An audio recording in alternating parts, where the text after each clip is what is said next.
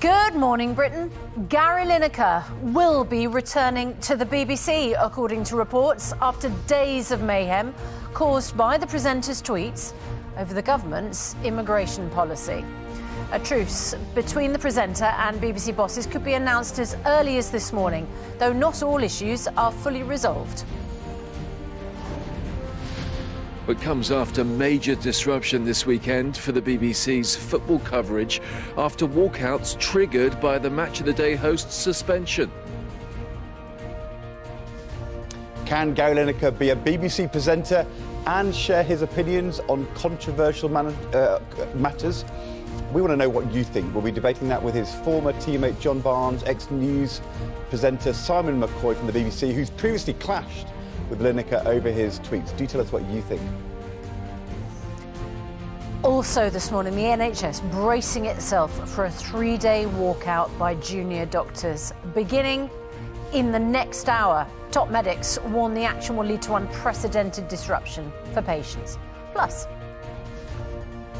And the Oscar goes to Everything, Everywhere, All at Once. Everything, Everywhere, All at Once.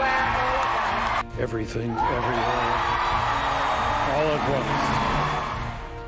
The wacky sci-fi drama sweeps the board at this year's Oscars, picking up 7 awards, including Best Picture.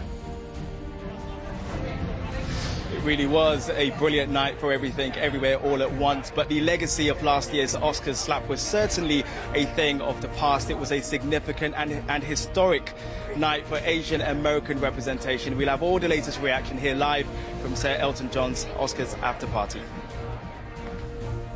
A windy day ahead with outbreaks of rain, and this week's weather looks unsettled. I'll have all the details of that and more coming up on Good Morning Britain.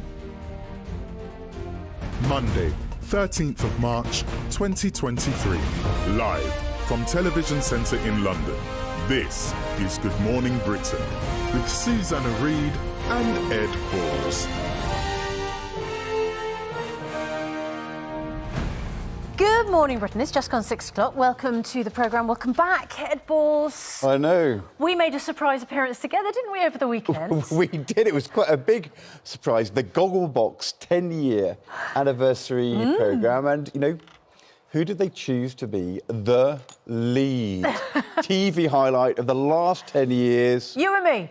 Yeah. So well, we you were first, me second. And happy birthday to Gogglebox. Amazing. 10-year anniversary. Very interesting, the developments over the weekend. I think, like many others, on Saturday night, gawped at the alternative to Match of the Day. It did have more viewers than usual, but I do think that's because... not because people went, yippee, there's no Gary Lineker and no commentators and no analysis, because, frankly, that is a huge part of Match of the Day. I think the fact is people wanted to see what was a 20-minute programme completely silent when it came to voiceover or analysis or judgment or opinion, and just had the games. What did that look like? Eerie. Really weird, wasn't it? And there were, I think, completely justifiable complaints from people in the blind community who were saying, you know, there was nothing there to make this an accessible programme for us. Because, I mean, you know, there was no content other than the pictures. How ironic that the BBC then ended up offending another community. I know. Look, this is a really interesting situation, isn't it? Because we're in a rather different situation, I think, here on ITV. We have a sense of course, we're bound by rules of impartiality and neutrality, but we tend to do it across the board, across a programme. And I think we're also, you know, I used to work for the BBC. I'm very well aware of how important it is when you work for the BBC that you remain scrupulously impartial.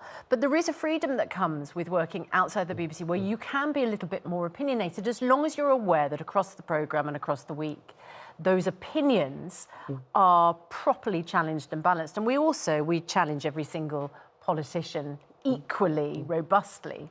I think, what do you make as a former politician? Obviously, you know, we know where your colours are. What do you make of what's happened with Gary Lineker? Well, I don't think there is free speech anywhere when you are a primetime broadcaster. You have to be very careful what you say and how you say things. And as you say, the BBC is publicly funded by the taxpayer. Yeah. We all have to pay the licence fee. And one of the great strengths of our country is we have the BBC as an impartial, independent but state-funded broadcaster. And actually, as a consequence of that, through Ofcom, all the broadcasters, we all, I think, are much more careful than in, for example, the United States, where everything is so polarised and party political in the way in which things are done. I did not think that Gary Lineker was right to use the language he used about the 1930s. I'm the co-chair of the Holocaust Foundation. We're building the Holocaust Memorial next to Parliament in Britain.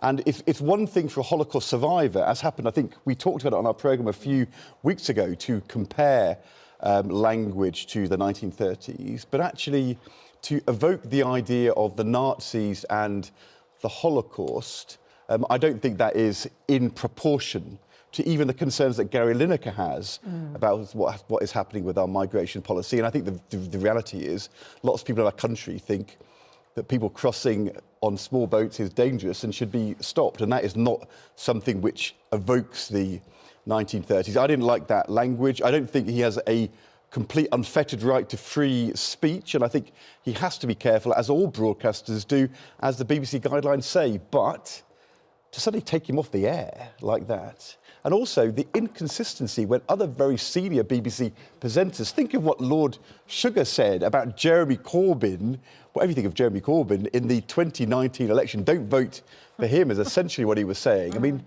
there are lots of senior figures who have quite strong opinions who appear on the BBC.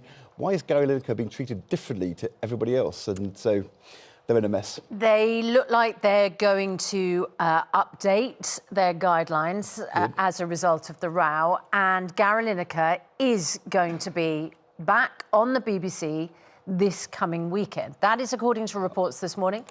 And there are talks between the presenter and the BBC, and they look close to finding a resolution. Follows a weekend of major disruption for the broadcaster as presenters, pundits, reporters, commentators all walked out in solidarity with Lineker, leaving two editions of Match of the Day without any accompanying commentary or analysis. And our chief correspondent, Richard Gaisford, is at Broadcasting House. Richard, BBC Director General Tim Davie, I think he's now apologised for the disruption.